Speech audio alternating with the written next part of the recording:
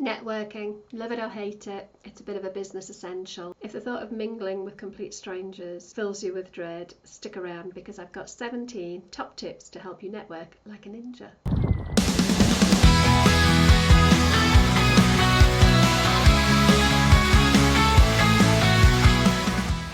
Hello and welcome to the podcast. I'm Bev Thorogood. I'm an accidental midlife entrepreneur with ADHD, and in this episode I'm going to be sharing some tips to help you get more comfortable with networking, especially if, like me, you don't particularly enjoy networking. Let's start with number one. Should you go on your own or should you go with somebody else? Well, personally, I think you're better off going on your own if you're comfortable to do so. The reason being, I think it's too easy to stick with the person you attended with because it feels safe, and then you don't actually get out and start making the new connections that you need to make if you want to broaden your network. That said, if you are very uncomfortable, taking somebody along who's familiar with the network can be a great way to get them to introduce you to people. Just try not to end up sort of clinging to them and clinging to their apron strings all through the event, because it's safe that way. Tip 2, do you need business cards? Personally, I think the days of business cards are a thing of the past. I'd much rather just connect with somebody there and then on LinkedIn, and then I know I'm not going to lose their card. I think it's much more environmentally friendly, but lots of people still do have business cards, so I think it's personal choice. If you do use business cards, my top tip would be don't give them out until you're asked. You know, there's nothing worse than somebody coming up to you and forcing a business card in your hand when you've not asked for it. So if you are going to use them sparingly, wait until you're asked. Personally, I'd just rather jump onto LinkedIn and connect with them that way. Do you have to dress all corporate? Well, I think you have to make a good impression, but I don't think you should dress in something that isn't going to feel like you. And I think there's always a danger that if you are overdressed for the occasion, you can make other people feel uncomfortable. And if you're underdressed for the occasion, you can feel uncomfortable. So think about your own personal style and where it's going to fit in. But first impressions do have an impact. So think about the style of the event that you're going to. If you can try and find out in advance what the dress code is likely to be, then that'll give you a good heads up as to what you should be wearing. But I would definitely try and stay true to your own style and you feel comfortable in what you're wearing. Be the person that welcomes everybody. If you see somebody stood on their own, be the person that goes over and talks to them. It's horrible. We've all been there when we've walked into a networking event and felt, ourselves looking around wondering who can we speak to. We're not being able to make eye contact with anybody. It's very awkward. If you can be the person that picks up on that and goes and welcomes somebody, even if you are new to the event yourself, you'll make a huge impression and you've already made your first connection. Okay, look for connections, not customers. The biggest lesson I learned when I first started networking was that if you go into the room trying to sell, you're going to hate it and you're not going to do business anyway. Look for connections. Networking is about building relationships. It's not about selling in the room. You might get lucky and you might make a sale, but less likely to make that sale if that's your intention. So think about building relationships, making connections that you can build on after the event, not just making a sale. Okay, ask, don't tell. In his famous iconic book, How to Win Friends and Influence People, Dale Carnegie says that you can make more friends in 2 months by being interested in the other person than you'll make in 2 years by trying to get them interested in you.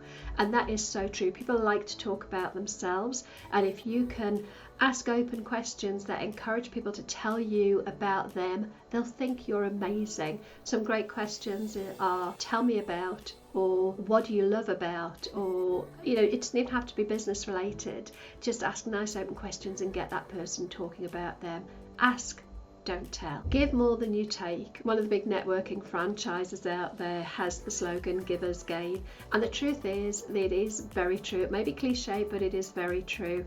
There's the law of reciprocity, and if you can give more than you take, you will get more back because people want to repay you. Don't go out with the intention of doing something with the sole purpose of getting something back in return, but by the very nature of the law of reciprocity, if you give, generously, you will get back in referrals, in introductions, in business, even potentially in sales. Okay, be agreeable. Nobody really wants to get into an argument or a heated debate or a discussion at a networking event. That's not what they're there for. If you have a strong opinion, that's great, but just be agreeable. It's much better to build relationships. Nobody wants to talk with somebody who's argumentative. The other thing I would say avoid is gossip. If you get into conversation with somebody who just wants to gossip about other people in the room, that's a good indicator to move on. Don't get dragged into gossip. It doesn't do you any good. It doesn't make you look good. So I guess the point is, just play nice. Be nice. Try not to dominate the conversation. Networking should be a dance between two people getting to know one another, and that means there should be an even split in terms of input into the conversation. But also, if you do get into a deep conversation with somebody that you're getting on really well with, don't dominate the whole of the networking event by talking to just that one person. Give yourself and the other person the opportunity to go and meet other people and arrange to have a one-to-one after the event where you can really dig deep into that conversation that you wanted to have, but it's not the right time. Don't be scared to ask for what you want. Business networking, as much as we don't want to be selling in the room, we are there for business. We want to make the most of the time that we are business networking, and if there's something that you particularly are looking for, don't be scared to ask. If it's an introduction to somebody and you know somebody has that connection, ask for the connection or the introduction. If it's a referral, ask for the referral. If it's for some help and advice, ask for some help and advice. And be confident when you ask. Don't be apologetic. Everybody is there because they want to grow their business. So as long as we think about givers gain, don't worry about asking for the things that you want, but do it with confidence. Find your tribe.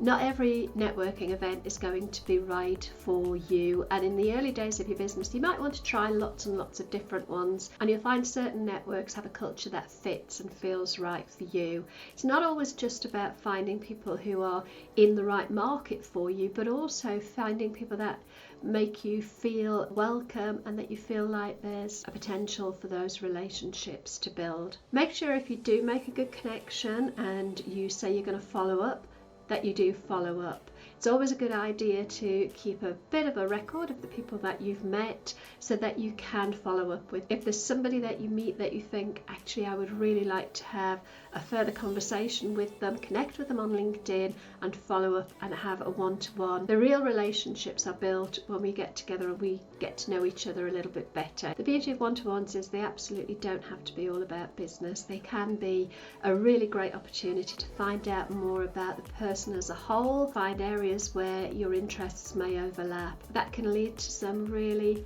great long-lasting relationships, business relationships as well as friendships. I've met some of my best friends at business networking events. Do some prep. If you can, find out who is going to be at the event. Sometimes networking organisers will have a list of who's going to be in attendance. That gives you a really great opportunity to have a bit of a planner ahead and decide who you particularly would like to connect with. Some people find it really helpful to have some goals or objectives for the networking event. It might be that they set a goal that they want to speak to at least 10 people or connect on LinkedIn with at least half a dozen people or get 1 or 2 follow-up appointments.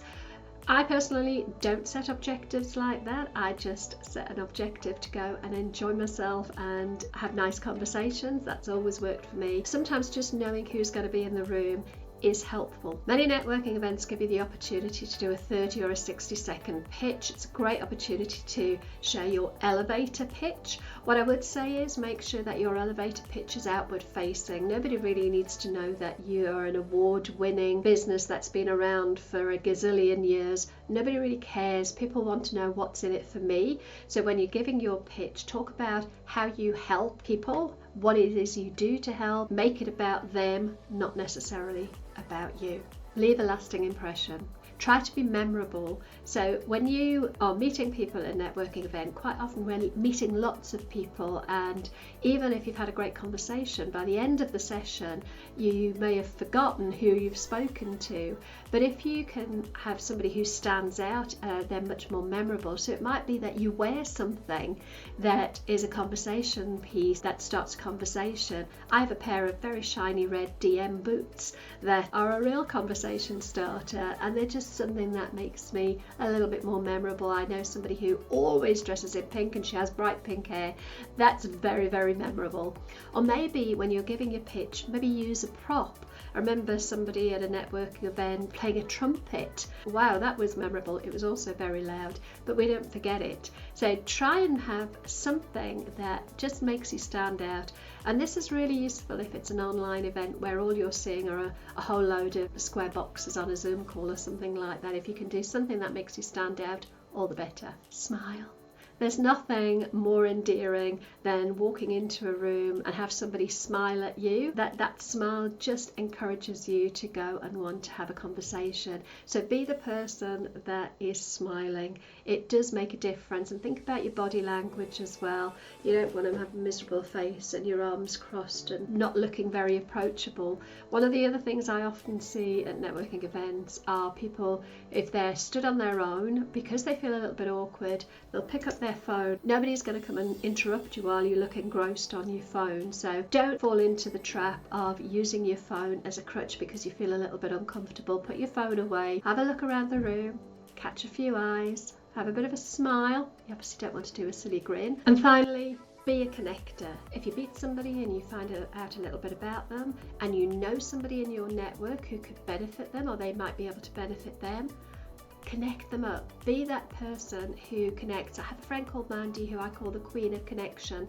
She just knows so many people, and she can put people together who she thinks might be able to work together or collaborate together, or just she thinks might have a similar audience, a similar ideal client base. So be a connector. There you go, that's my 17 ninja networking tips. You may already be doing some of them, but hopefully there was one or two in there that you might want to go and try. The most important thing is to try and learn to enjoy the process. Even if you're an introvert, you can still get out there and network.